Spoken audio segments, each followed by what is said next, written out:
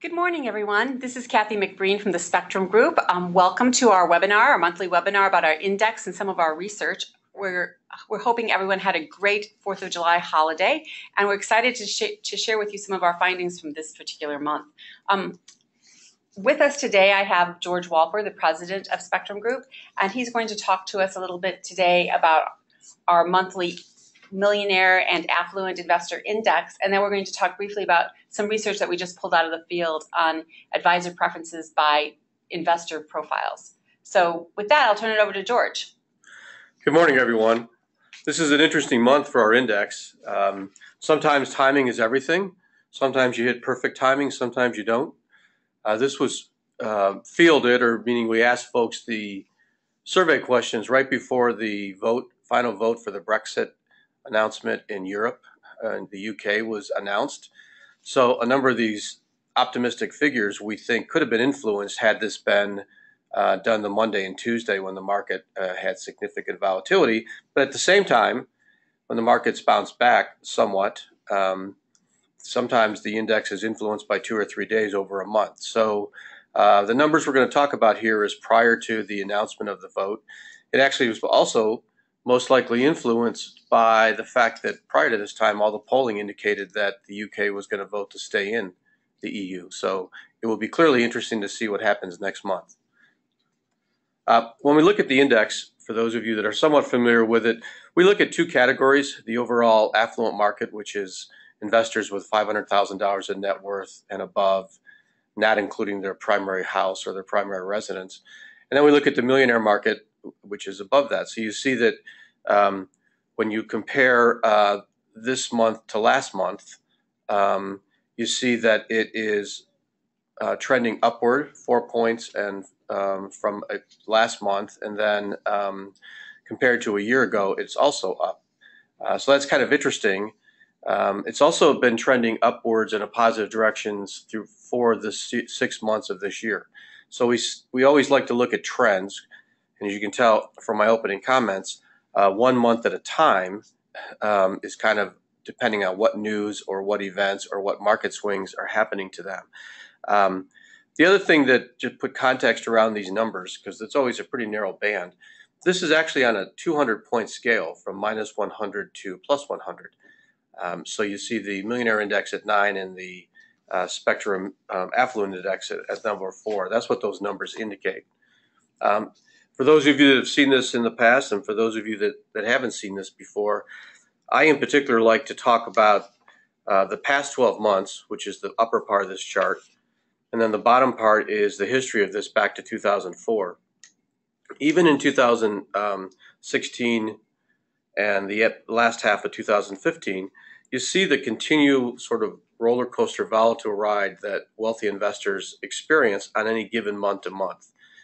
And we think it's important to think about trends. So if you look at, so now we're trending back up this past month after a couple down months, but the previous 3 or 4 months we're trending upward. That's an important factor, is the trends. And we would expect to see an impact next month from both the volatility of the markets after the announcement of the vote, but more importantly, what's going to happen here in the next few months. A key component to the index is what we describe as the affluent household outlook. It's essentially what do these investors think about a number of categories. This particular category has more detail when you look at the next subcategory, the next page here, where we look at a number of subcomponents: their overall outlook, which was the previous chart that we just had looked at, how they feel about the income in their household, their overall thoughts about the economy and the impact the economy will have for their family or their house, the health of their employer, either their own company if they own it, or in some cases who they work for, and then their overall assets.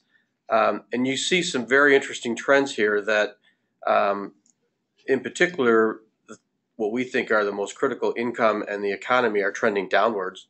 And yet, at the same time, how they feel about their company health, either the company they own or who they work for, is trending upward. So you see some very mixed signals in there. And this is, I think, the most important factor to look at.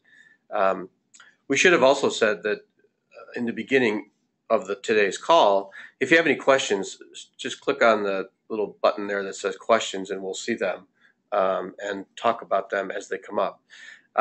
This year, given the fact that it's a presidential election year, we're looking at all of these insights based on how folks indicate their political leanings are between Republican, Democrat, and Independent. And as we've seen the last few months, you start seeing some significant differences in this overall outlook relative to the economy, where you see Republicans have a very pessimistic view of the economy and the impact the economy will have on their house, their investments, etc., compared to Democrats. I mean, that's a 60-point difference, which is quite significant in an index of this nature. And then independents are just about in the middle. You see some differences in terms of company health, just a little bit, and household income. But the impact of the economy sways the overall outlook of their households. So you see that, and then you start looking at some of our rotating questions that we say, what are the most important threats to your household achieving goals? And right now it's being driven by three major factors. The economy, as we've talked a lot about, the political climate, and the market conditions. We will expect the political climate to become sort of the hot topic for the remainder of this year up until the election in September. You can see when we look at the same question looking backwards over time, all the way back to March of 2015, political climate's been somewhat flat. You'll start to see that go up. The market conditions will become a factor here if the volatility continues, especially as the election heats up and also depending on the European Union issues with the UK starts to become more of a news item. In addition to the outlook, a key component, this is really particularly important to advisors at your companies, your own investment internal groups, etc. In terms of, we always ask questions to investors. So what are you going to invest in the next 6 months? This is important for one, to get a pulse for what your clients think. Secondly, if it's significantly different than your own asset allocation decisions for your clients, or more importantly, what you're talking to your clients about, we would say pause a little bit and say, this is what your clients think they want to invest in, and contrast it to what you're doing and have those conversations. Equities are starting to trend up a little bit when you look at stocks, and then individual stocks and equity mutual funds, a little bit of an uptick this month. Fixed income down somewhat.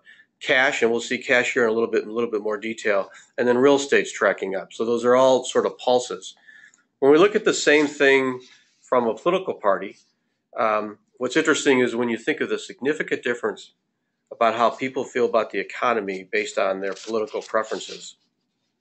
Yet, at the end of the day, they're somewhat investing similarly, especially when you look at equities, where you start to see some differences is around cash, and more importantly, sort of what we call being on the sidelines, not investing. But at the end of the day, they may have different views about what's happening in the markets and the economy, but they're investing the same way. So it's kind of an interesting dynamic when you start looking at the political affiliation of these investors. George, we have a question.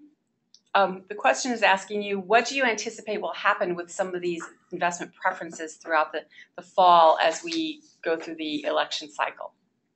I think you'll start to see if the candidates start talking about their economic policy in more detail, or if they have the courage to talk about economic policy in more detail. There might be some reaction, but to be honest with you, I think what will drive some of these reactions will be more what the market does. And again, the market's going to be influenced by if there's any specificity, because at the moment there's no specificity. There's just a lot of nice conversation.